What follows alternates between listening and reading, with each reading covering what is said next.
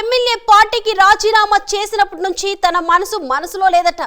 నా శరీరం నా దగ్గరే ఉన్నా నా మనసు మాత్రం పార్టీలోనే ఉందని చెబుతున్నారు. ఇంతకీ ఆ ఎమ్మెల్యే ఎవరు? ఎందుకు రాజీనామా చేశారు? ఎందుకు మరలా ఆ పార్టీలోకి వెళ్లాలని ప్రయత్నాలు చేస్తున్నారు? ఇంతకీ ఆ పార్టీ ఏది? ఆ ఎమ్మెల్యేకు హైకమాండ్ గ్రీన్ సిగ్నల్ ఇస్తుందా లేక నేతను లైట్ తీసుకుంటుందా? తెలుసుకోవాలంటే ఈ స్టోరీ చూడాల్సిందే.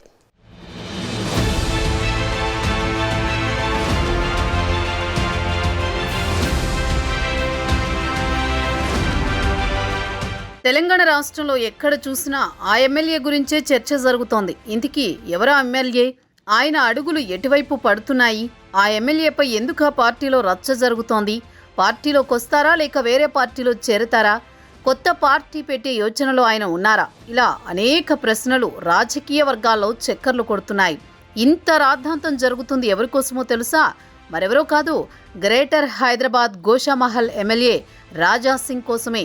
ఆయన గోషామహల్ నియోజకవర్గం నుంచి 3 సార్లు బీజేపీ ఎమ్మెల్యేగా గెలిచి హ్యాట్రిక్ విజయం సాధించారు. ఒకసారి అసెంబ్లీ బీజేఎల్పీ నేతగా కొనసాగారు. పార్టీలో ఫైర్ బ్రాండ్గా కట్టర్ హిందుత్వవాదిగా పేరొందారు.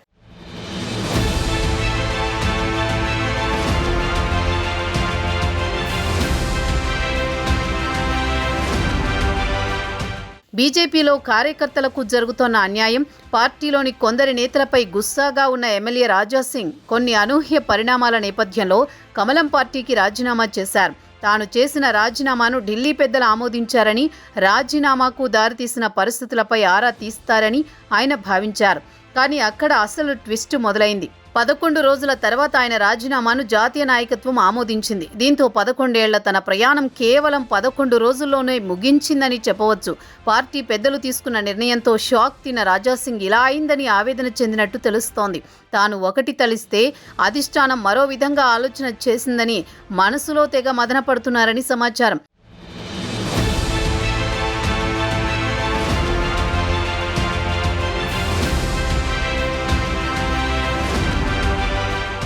రాజాసింగ్ పార్టీకి రాజీనామా చేసిన తర్వాత పార్టీ పెద్దలు పిలిచి తనతో మాట్లాడతారని భావించారు. ఆ సమయంలో పార్టీలో జరుగుతోన్న పరిణామాలు, కొందరి నేతల కారణంగా పార్టీకి జరుగుతోన్న నష్టం, కింద స్థాయి కార్యకర్తలు పడుతున్న ఇబ్బందులను జాతీయ నాయకత్వం దృష్టికి తీసుకువెళ్లాలని అనుకున్నారు. కానీ అలా జరగలేదు. దీంతో పార్టీలో జరుగుతోన్న విషయాలను వివరిస్తూ ఎమ్మెల్యే రాజాసింగ్ ఢిల్లీ పెద్దలకు లేఖ రాసినట్టు చెబుతున్నారు. తాను రాసిన ఉత్తరానికి త్వరలోనే స్పందిస్తారని ఆశాభావంతో ఉన్నారు.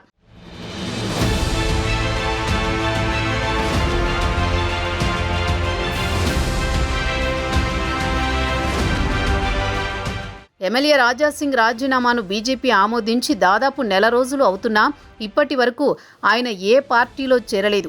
కమలం పార్టీ నాకు ఎమ్మెల్యేగా 3 సార్లు అవకాశం ఇచ్చిందని, హిందుత్వం గురించి స్వచ్ఛందంగా మాట్లాడే వేదిక కాషాయ పార్టీలో ఉంటుందని ఆయన అంటున్నారు. తన బాధ, ఆవేదన, ఆక్రోశం అంతా పార్టీకి నష్టం కలుగుతుందని, పార్టీ బలోపేతం కోసం ఎలా ముందుకు వెళ్లాలో పార్టీ పెద్దలకు చెప్పాలన్నదే తన అభిమతం అంటున్నారు. అంతే తప్ప తనకు పార్టీపై ఎలాంటి కోపం లేదని, కొందరి వ్యక్తుల వల్ల అధికారంలోకి రావాల్సిన పార్టీ అధికారానికి దూరమవుతుందని, ఇదే తనను వేధిస్తున్న అంశమని అంటున్నారు.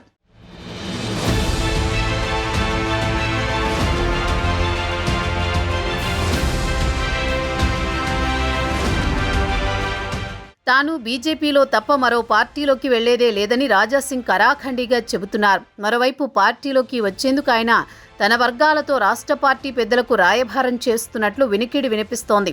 ఈ మధ్య గోషామహల్కు చెందిన పలువురు కార్యకర్తలు, ఎమ్మెల్యే వర్గంగా ముద్రపడిన వారు నాంపల్లిలోని పార్టీ కార్యాలయానికి పెద్ద సంఖ్యలో తరలివచ్చి రాష్ట్ర అధ్యక్షుడు రామచంద్రరావును కలిశారు.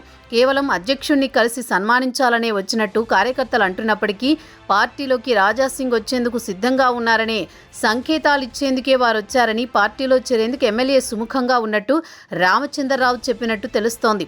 దీంతో ఆయన ఎప్పుడైనా పార్టీలోకి పునరాగమనం చేయవచ్చు అనే టాక్ వినిపిస్తోంది. అందుకు తగిన విధంగానే గోషామహల్ ఎమ్మెల్యే మాటలు, ఆయన తీరు కనిపిస్తోంది.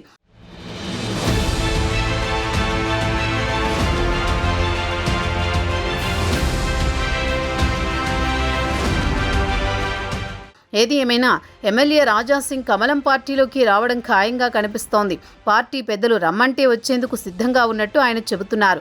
పార్టీలో జరుగుతోన్న విషయాలను పార్టీ పెద్దలకు చెప్పాల్సిన అవసరం ఉందని మాత్రమే అంటున్నారు.